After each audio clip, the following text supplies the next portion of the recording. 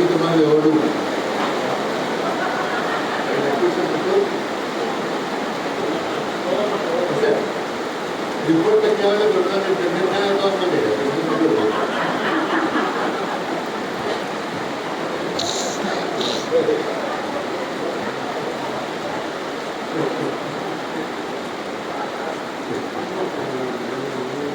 Nos falta cualquier reírse. Bueno, el músculo massétero superficial. Podemos ubicar la masa del músculo en sentido transversal y por debajo del malar vamos a ubicar el tendón del massétero.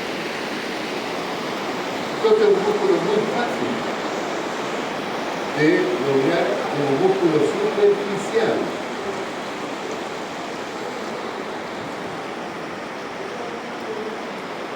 Van a apretar tejido blando, tejido duro, y luego van a deslizar en sentido transversal de ida y de vuelta. ¡Auch! ¡Auch! La fibra muscular y después por debajo del arco cigomático el tendón del massétero. La orientación del músculo anterior-superior. El temporal es anterior-posterior. Y el massétero es anterior-superior.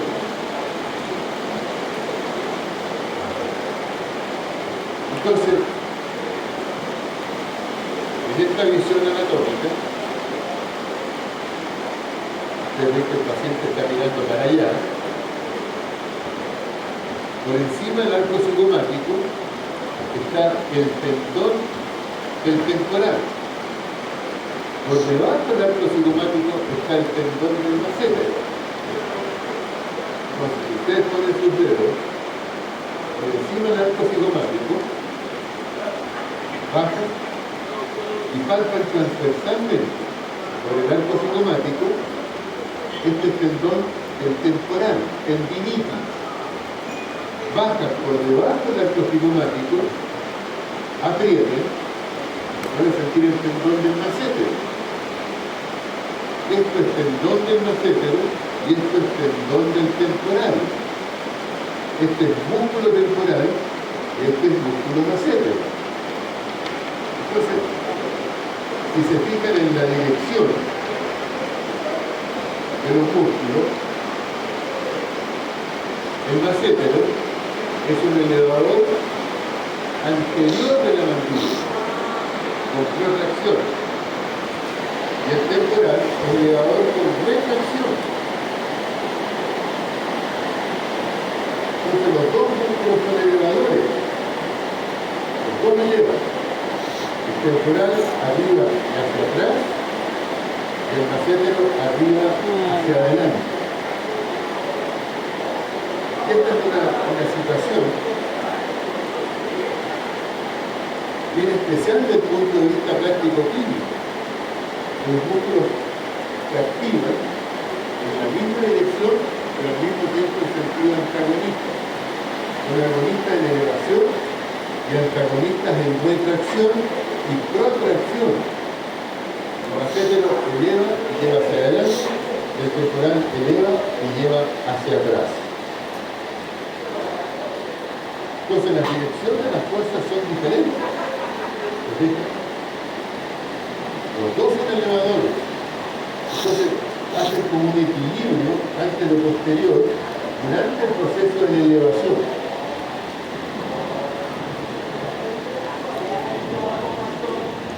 El massétero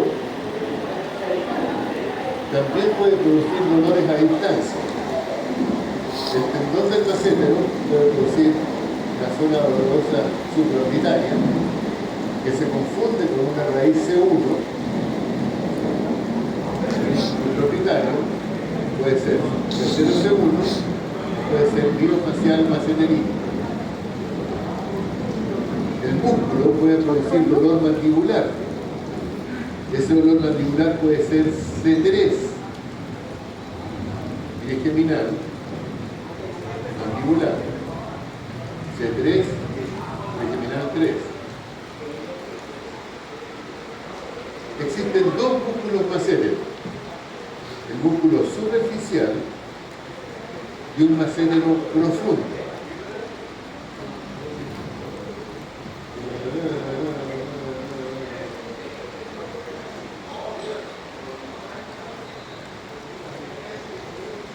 Ahora,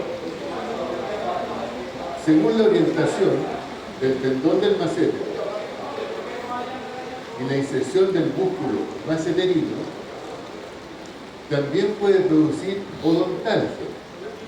El tendón del macétero puede producir dolor a nivel molar superior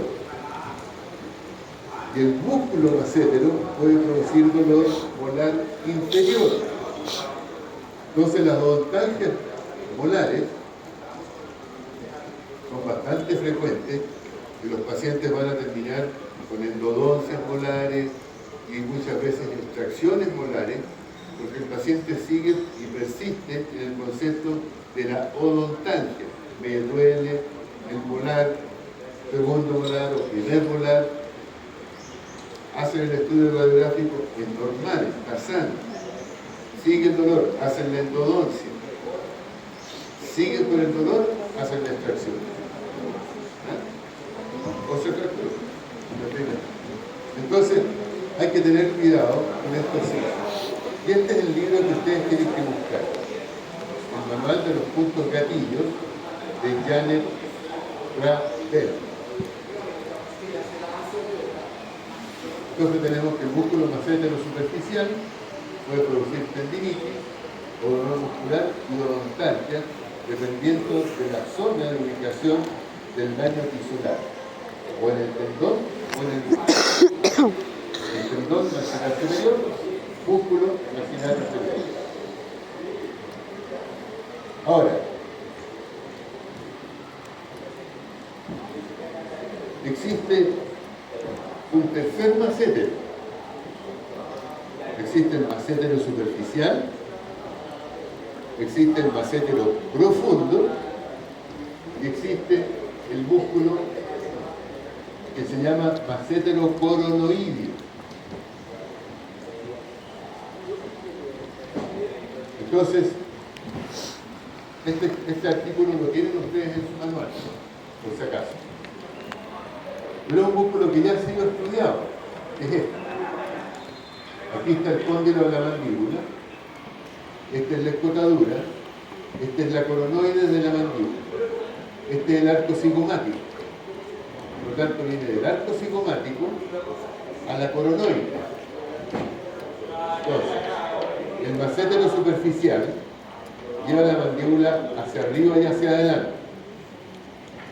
El macétero profundo es un músculo que pasa por la parte lateral de la articulación y es eminentemente elevador vertical. Y el macétero coronoideo es un músculo que eleva y retrae la mandíbula. Entonces el mismo músculo, en una fase de elevación, es agonista y antagonista de la misma función mandibular.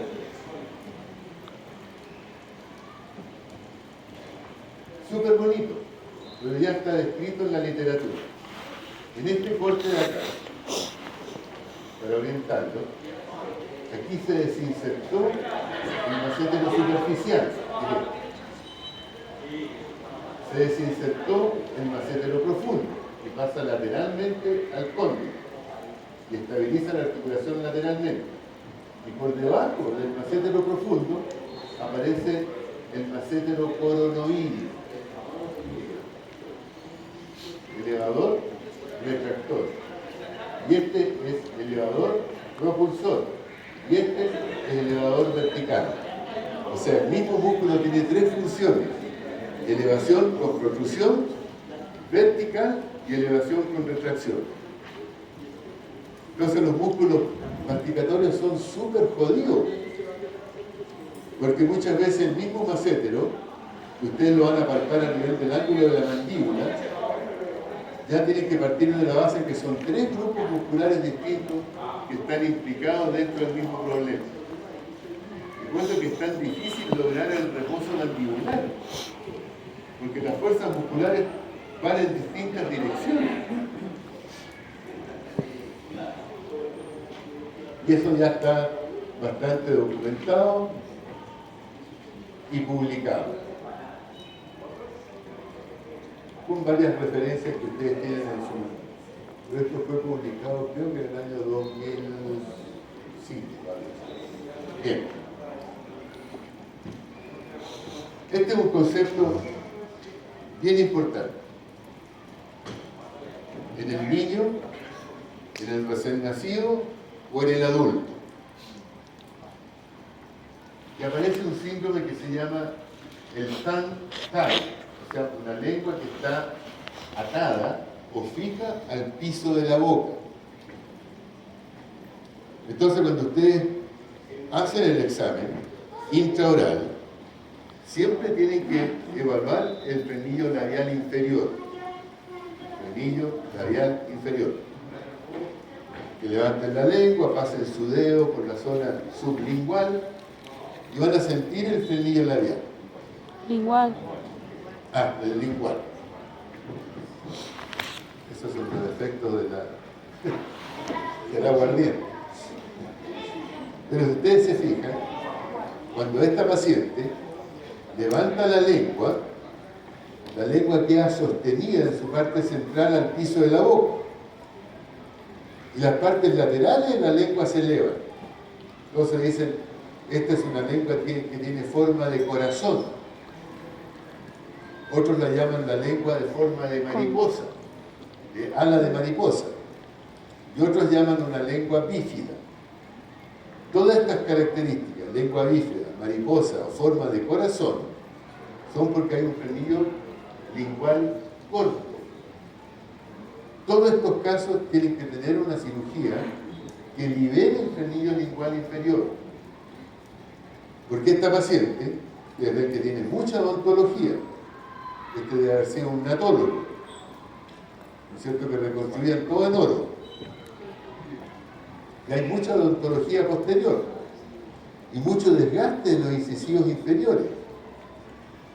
Por lo tanto, este paciente no tiene guías de desoclusión, porque funciona solamente a nivel de los molares. Pero el problema es que si la lengua está sostenida al piso de la boca, esta paciente no puede pronunciar la palabra no. Entonces no puede poner la lengua adosada a la bóveda palatina. Y se pierde lo que se llama el reflejo lingomandibular. El dorso de la lengua, la sensibilidad del dorso de la lengua, no puede entrar en contacto con las fibras del palato auloso. Entonces, palato auloso, gloso faríngeo, cuando se tocan, entran en contacto, producen un reflejo que se llama el lingomandibular, que produce la relajación de la musculatura elevadora mandibular y la mandíbula entra a una posición de inoclusión fisiológica. Entonces el paciente que aprieta, que rechina, tiene que tener un frenillo lingual flexible que permita que la lengua vaya a la posición del no, se junte la sensibilidad del paladar con la sensibilidad de la lengua y produzca una relajación de los músculos elevadores mandibulares. Entonces esta es la típica paciente que yo les decía que tenía, ¿no es cierto?, esta típica situación dolorosa, miofacial.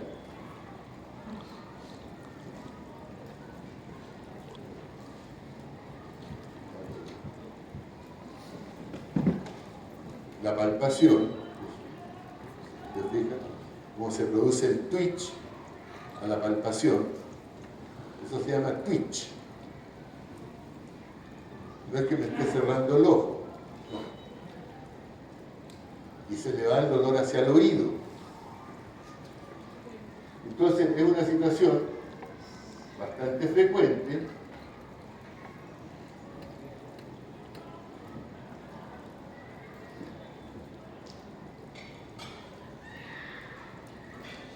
tejido blando, aprieta hasta sentir el hueso. Y ustedes ven que cuando estoy en el punto, fíjense cómo late mi dedo encima del punto doloroso. Eso se llama twitch. Es un latido, un pulso. ¿Se fijan? Entonces el músculo está en contracción las 24 horas del día. ¿Hasta cuándo? Hasta que se produce la rotura. Por fatiga del tejido. Y cuando hago la palpación transversa a la fibra muscular, fíjense cómo late el músculo. ¿Se fijan bien? Entonces, esa función, que dura 24 horas al día, llega un momento en que la fibra muscular dice ya, me rajo, y se rompe, se produce una rotura. Y eso está provocado por la pérdida del reflejo linguomandibular al no producirse la elevación de la lengua hacia la posición del no, que no permite la posición de reposo mandibular. Entonces siempre evalúen la zona sublingual. Doctor, ¿a cualquier hora, a cualquier edad se podría hacer entonces la cirugía? Hasta el recién nacido. Claro, un recién nacido sí, pero un adulto como la señora. Ah, no, los dentistas están fascinados de cortar el frenillo lingual inferior. Es una entretención para ellos. Lo saca de la clínica diaria. Dejan, ¿no es cierto?, la calle y se transforma en el cirujano oral. El problema es que cuando sacan el frenillo lingual, yo les digo que tienen que sacar el frenillo lingual completo, entonces es una incisión bastante más profunda. No solamente pegarle un tijeretazo, tienen que sacar todo el tejido fibroso sublingual. Aquí en este caso estamos haciendo la liberación en un niño recién nacido. ¿Se fijan? Entonces, estos son niños que no pueden mamar, no pueden hacer la succión. Entonces, las que sufren son las mamás, que llegan con los pezones mordidos, heridos, no tienen la succión necesaria, tienen que estar sacándose la leche todo el tiempo. Cuando es aquí al chico lo envolvemos igual que un burrito. ¿Cómo son los burritos mexicanos? Así, le hacemos un burrito con el chico, queda con los brazos así amarrados al lado, lo ponemos sobre las piernas de la mamá y el doctor viene con un láser y le hace ¡chup! En 5 segundos está liberado el frenillo labial inferior y cicatriza solo. Estos son todos recién nacidos, los frenillos linguales adheridos al piso de la boca, no pueden deglutir y no pueden mamar. Entonces las madres sufren esta situación. Aquí es una lengua que está totalmente adherida al piso de la boca. Entonces, por mucho que nosotros tratemos de hacer elongaciones manuales, este frenillo se transforma en demasiado fibroso y hay que empezar a liberarlo. Aquí hay un chico que saca la lengua hacia afuera y ustedes ven cómo la punta de la lengua se queda adherida al piso de la boca. Son frenillos que producen diastema en los dientes inferiores. Son fibrosos, gruesos, que no permiten la elevación de la punta de la lengua. Entonces, estas situaciones producen la hiperactividad de los músculos elevadores mandibulares, todos pero bebitos, los elevadores no. mandibulares. El más chiquito ha sido de 5 años. Este es el músculo macétero profundo. Eliminamos el superficial del ángulo de la mandíbula. Tenemos el macétero profundo que pasa lateralmente a la articulación. ¿Se fijan? Desde el arco cigomático baja vertical hacia el centro de la mandíbula. Y este es el tendón del macétero profundo. Yo la última vez les decía que este punto de inserción del tendón del macétero profundo es un punto cefalométrico de Ricketts. ¿Recuerdan? El XI de Ricketts, donde se inserta, y Ricketts dice que en la zona de inserción del tendón del macétero profundo en la rama de la mandíbula es el eje de rotación osteokinemático de la mandíbula. Y le puso XY. ¿Sabes por qué le puso XY? Son las iniciales de la madre de Ricketts, Jiménez Nostroza.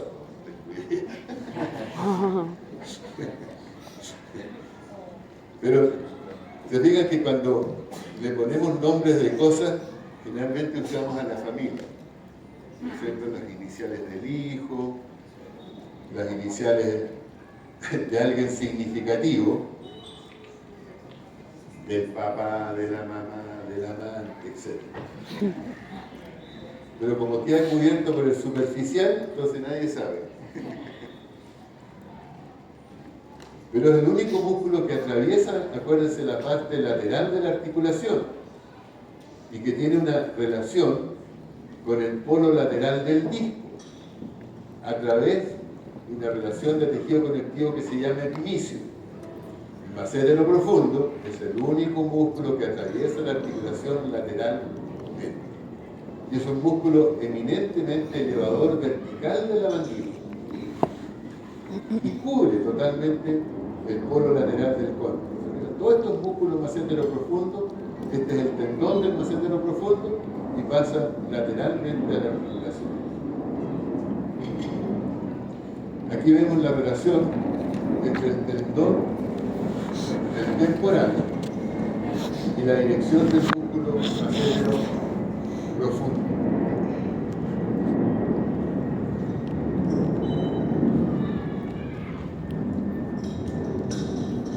Bien, macétero profundo, y aparece el nuevo músculo que es el músculo coronoideo. En esta nueva nomenclatura tenemos el temporal anterior, medio, posterior, el esfenomandibular que se relaciona con el anterior, por lo tanto puede ser considerado como superficial o profundo. El macétero, tenemos el macétero superficial, el macétero profundo y el macétero coronoideo, que va del arco cigomático a la coronoide. Y se nos agrega un tercer grupo muscular, que es el constrictor superior de la faringe, que es un músculo profundo, pero que se hace superficial por la conexión que tiene con el buccinador y con el orbicular de los labios. Y es un músculo circular, que se lo he demostrado ya varias veces, que nace en el borde anterior del occipital, va en sentido anterior, existe la aponeurosis buccinatofaringea, que lo conecta con el buccinador y termina en la parte anterior con el orbicular inferior o los incisivos del orbicular inferior que se insertan en el tendón labial mandibular, en la parte central de la mandíbula. Por lo tanto, es una conexión circular hacia la mandíbula. Pero como se inserta en la mandíbula, a través del buccinador lo hace superficial. Pero el constrictor superior no tengo ninguna forma de llegar al constrictor superior de la faringe. Entonces, tenemos la situación del músculo constrictor superior de la faringe. Ahora, este anillo muscular, que se llama el anillo muscular orbicular buccinador constrictor superior de la faringe, tiene una tremenda relación con el concepto de dolor facial y cráneo cervical. Uno, porque nace en el borde anterior del occipital, en el vacío, y va lateralmente con el buccinador hacia la zona anterior del orbicular de los labios. Entonces, todas estas situaciones clínicas, esta es una contracción unilateral del constrictor superior de la faringe. Esta es una falta de desarrollo de la mandíbula, una gran discrepancia horizontal, provocado por este anillo muscular que no permite que la mandíbula crezca en sentido anterior y mantiene la mandíbula en sentido posterior superior. Entonces, las características craneofaciales están relacionadas con este anillo muscular, constrictor superior, aponeurosis buccinatofaringia, buccinador, orbiculares inferiores. Yo les comentaba que este músculo, este anillo muscular, cuando lo inserté dentro de la práctica clínica, yo pensé que había descubierto América. Y cuando empecé a hacer el estudio bibliográfico, me encontré que este RAFE buccinatofaringio había sido descrito por primera vez por Monro en 1784. Se llegué 300 años tarde. Entonces, todas estas situaciones nuevas que les entregan, a mí me hacen mucho sentido muchas cosas. Han sido descritas ya millones de veces.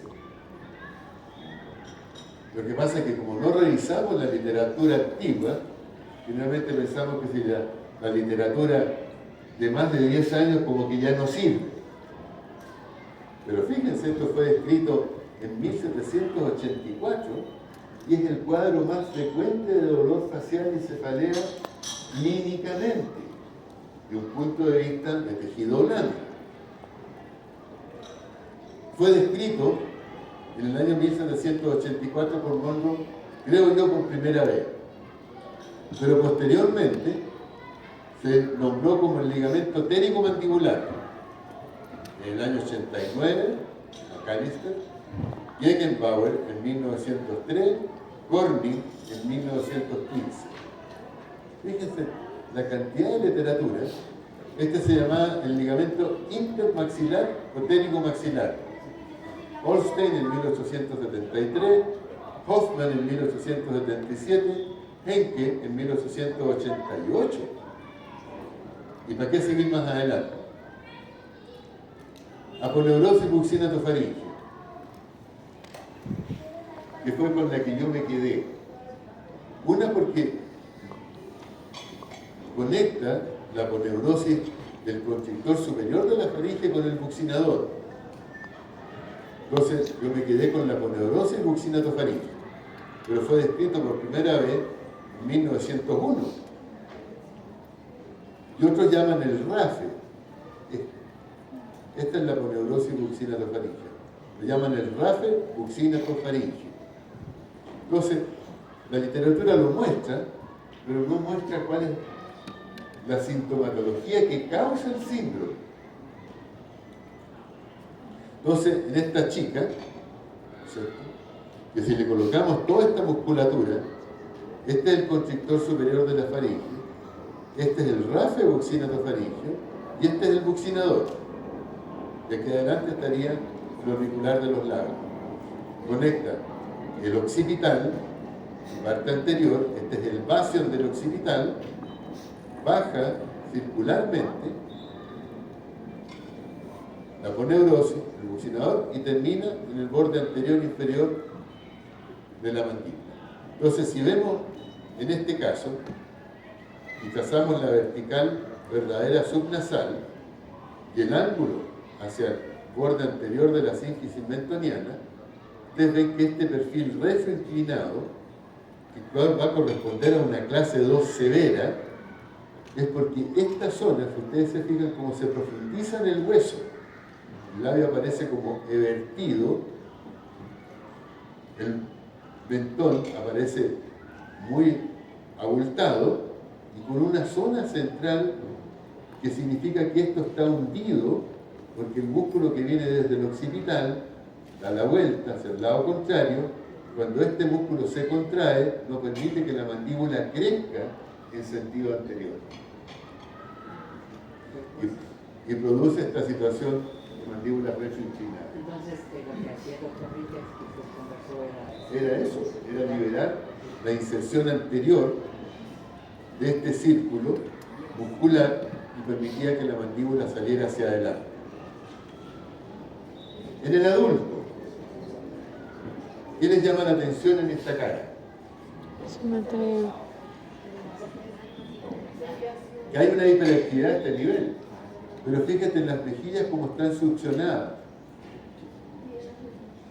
Entonces en la parte lateral de la cara aparecen como unos hoyuelos que son provocados por succión, por la contracción del constrictor superior de la faringe.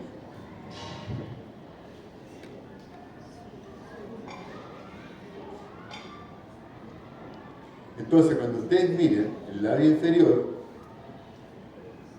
el músculo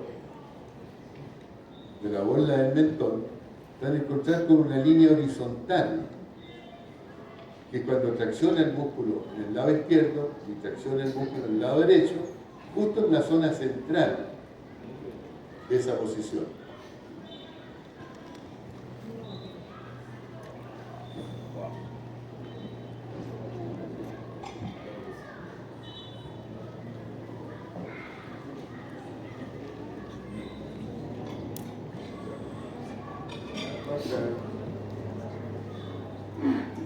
Entonces voy a colocar mi dedo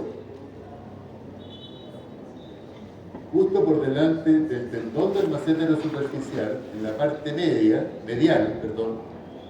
y aparece inmediatamente un dolor irradiado, que generalmente es un dolor como que atraviesa el cráneo verticalmente hacia arriba. Entonces pongan su dedo índice por debajo del arco cigomático. Aprieten los dientes y van a sentir el borde anterior del macétero. Los dientes sobre todo. Cuando relajan el músculo, el dedo como que se profundiza y se produce una palpación por la parte medial del tendón del macétero superficial, anterior medial. Y justo en esa zona medial directa está el rastro buccinatofaríngeo. Entonces pongan su dedo por debajo del arco cigomático, aprieten. Todo esto en el borde anterior del macétero. Relajan, se profundiza el dedo y lo pueden palpar la parte medial del macétero. Cuando palpan, van a sentir un dolor exquisito que sube por la parte lateral del cráneo hacia el ojo y hacia la parte superior. Y ese va a ser, ¿no es cierto?, la aponeurosis buccinatofaríngea. Coloco mi dedo por debajo, aprieto, relaja y mi dedo se profundiza. Y palpo la parte medial y ahí aparece el dolor hacia la zona facial superior.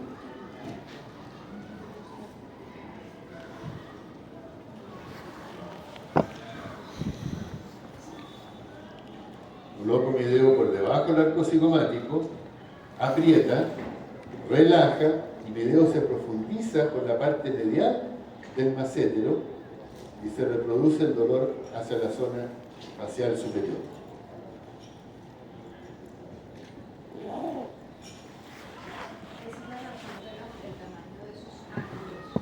¿El tamaño de qué?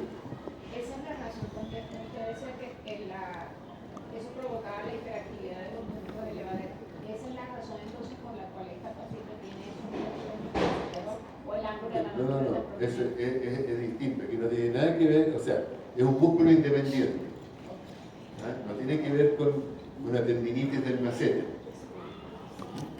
Entonces, si ustedes se fijan acá, yo le hago que muerda, aprieta, relaja, y el dedo se hunde medialmente al macétero y reproduce el dolor.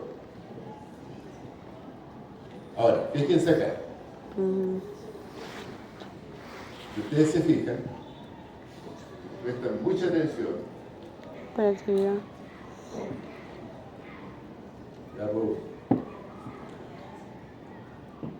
Fíjense lo que hace constantemente el paciente. Se fijan como chupetea y en el borde del labio se produce el twitch. Se fijan como late el músculo.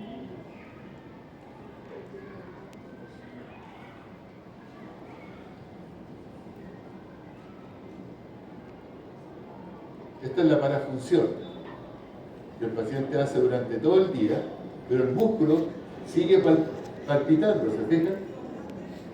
Twitch.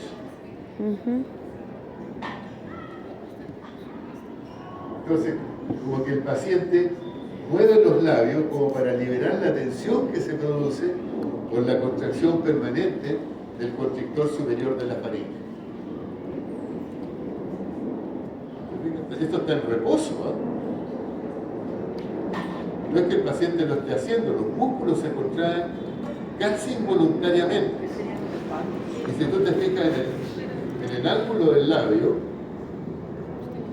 ¿cómo queda el músculo palpitando?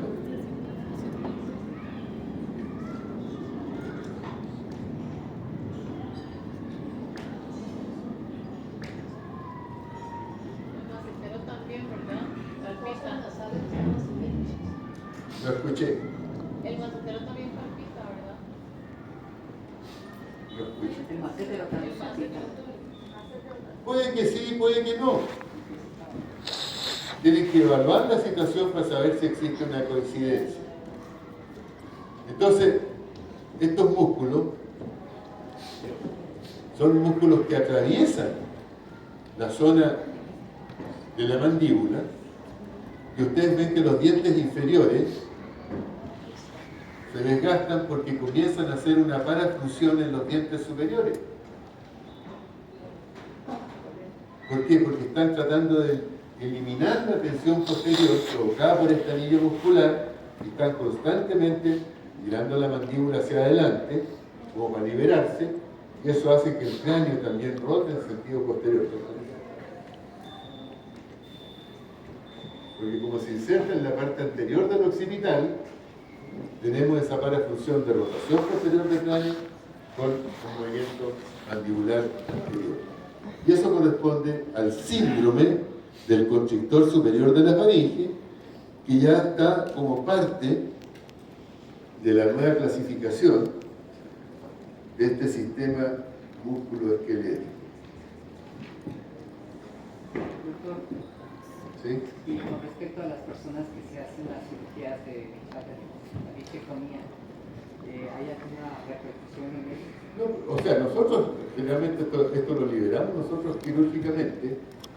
Cuando se libera por dentro, por supuesto, el músculo se retrae y se vuelve a insertar naturalmente dentro del músculo.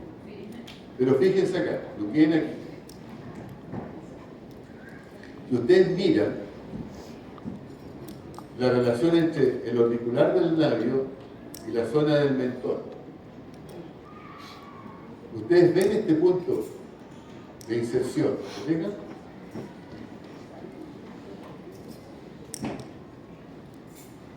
Ahí está el tendón labial mandibular, que no tiene que ver con el auricular de los labios.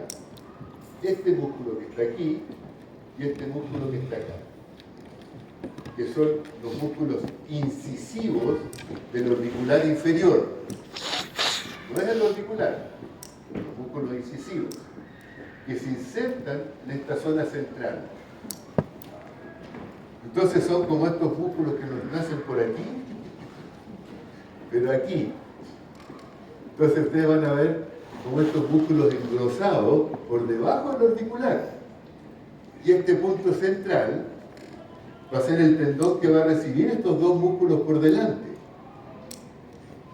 en la parte central. ¿Se fijan? Entonces tienen que mirar. Se profundiza el surco labio mentoniano. Y el paciente hace una parafunción muy característica,